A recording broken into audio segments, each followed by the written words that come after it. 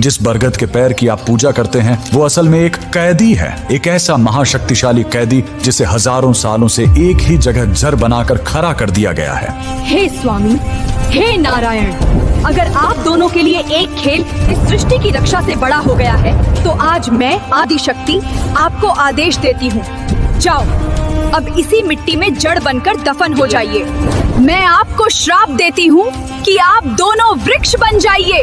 आखिर क्यों ममतामयी माता पार्वती ने ब्रह्मांड के स्वामियों को ही पैर बनने का श्राप दे दिया और कैसे एक भयंकर सजा कलयुग के इंसानों के लिए जीवन का आधार बन गई। ये कहानी उस समय की है जब पूरा ब्रह्मांड संकट में था, लेकिन भगवान विष्णु और महादेव वैकुंठ में द्युत पास्य का खेल खेलने में इतने मग्न हो गए कि उन्हें सृष्टि की पुकार सुनाई ही नहीं दी। वे घंटों तक खेलते रहे, न विष्णु अपनी जगह से हिले और न शिव। उनकी इस लापरवाही से प्रकृति का संतुलन बिगड़ने लगा। जब माता पार्वती वहां पहुंची तो दृश्य देखकर उनका क्रोध 7वें आसमान पर पहुंच गया। पार्वती जी ने देखा कि देवता त्राही त्राही कर रहे हैं, पर ये दोनों खेल में डूबे हैं। उन्होंने चेतावनी दी, पर खेल के नशे में दोनों ने ध्यान नहीं दिया। तभी पार्वती जी की तीसरी आंख के समान क्रोध भड़का। उन्होंने हाथ में जल लिया और वो कर दिया जिसकी कल्पना किसी ने नहीं की थी। उन्होंने गरज कर कहा, चूंकि आप दोनों जड़ होकर खेल रहे हो तो अब हमेशा के लिए जड़ ही हो जाइए। श्राप मिलते ही वैकुंठ का फर्श फट गया।